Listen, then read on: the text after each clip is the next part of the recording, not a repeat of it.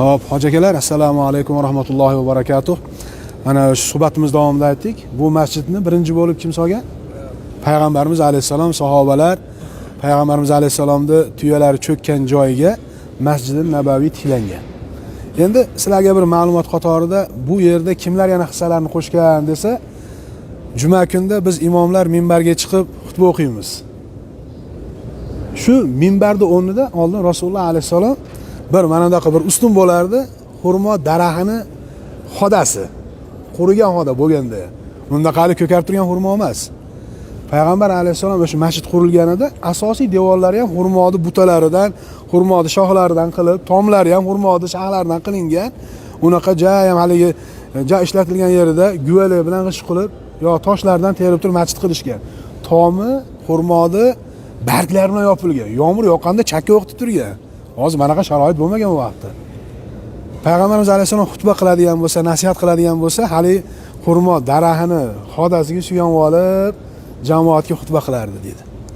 Bir kuni ansoriy ayollardan biri, ansoriy deganda Madinaning ayollaridan biri, bir boy ayol bo'ladi-da, Rasulullohga bir kishi orqali, ansoriy erkak orqali, Madinali erkak orqali xabar jo'natadi. Ya'ni Rasululloh agar rozi bo'lsa, meni qo'limda bir duradgor ustam bor, Habashistondan kelgan. Shu odamga aytsam-u, men bir minbar yasab bersam.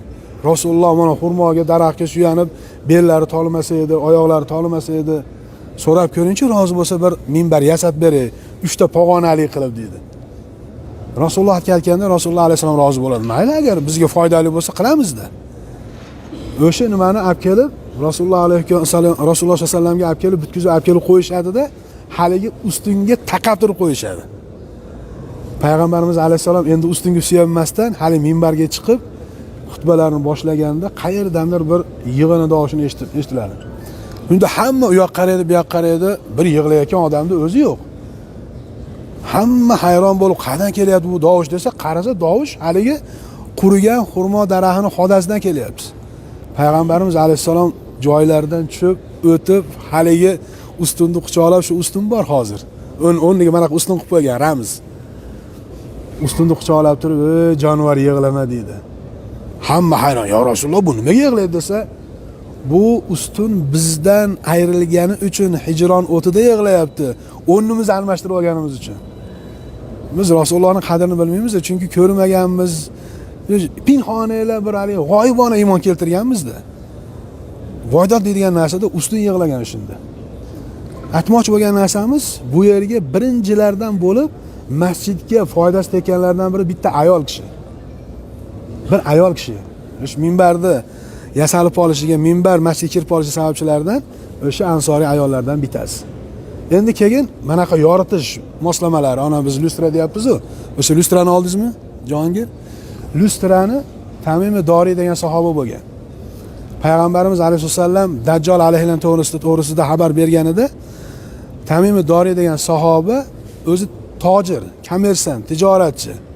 Chet davlatlarga borib yuk olib keladi, kemalarda yurib tijorat qiladi.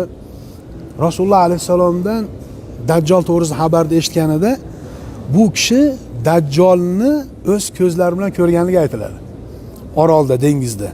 Bir orolga tushib olishadi, orolda Dajjolni ko'radi bu kishi.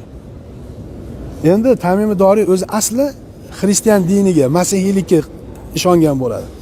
Rasulullohni ko'rib, Rasululloh bilan haligi Dajjal to'g'risidagi masalalarni eshitganidan keyin Rasulullohga iymon keltirib musulmon bo'ladi. Keyin payg'ambarimiz alayhisolatu vasallamning oldilariga kelib, endi u davrda manaqangi lustralar yo'q, chiroqlar yo'q. Payg'ambar alayhisalomga taklif kiritadi. "Ya Rasululloh, agar rozi bo'ladigan bo'lsangiz, shu masjid ichini yoritsak" dedi. Qanday qilib yoritamiz deganda, shamchiroq, pilik, shu narsalarni xuddi shunga o'xshagan narsalarni osishib, o'shinga shamchiroqlar, shamlar osib chiqishadi. Ha, birinchi bo'lib Masjid-i Nabaviyni yoritishligiga sababchi bo'lgan kishilardan bittasi o'sha Tamim Doriy radhiyallohu anhu, avval masihiy bo'ladi, keyin islomga kirib, bu kishi masjidni yoritilishiga birinchi hissasini qo'shgan. Keyin 1326-hijriyda butunlay mana shunday mana hozir elektr toki kirgizilgan. Hijriy sana hozir, tushunasizlarmi hijriy sanani? Hozir nechinchi hijriy? 1444. Bundan 1326 ni ayiramiz. Necha yil bo'lgan bo'ladi? Abdulloh aka, siz matematika deysizmi? Hozir ko'padi maktab. Kallam ishlamayapti. 1444 dan 1326 ni ayring. Necha bo'ldi? 8 yil. 118. Ha? 118. 118 yil oldin mana elektr tok kirgizilgan ekan bu yerga. Ya'ni endi elektrni yoritish boshlangan ekan. Alloh taolo bu ma'lumotlar bizlarga foydali qilsin. Kimlarki endi dunyoda qayerda bir masjidlarga xizmat qilayotgan bo'lsa, masjidga xizmat qildi degan savoblarni Alloh taolo ato qilgan bo'lsin. Assalomu alaykum va rahmatullohi va barakatuh.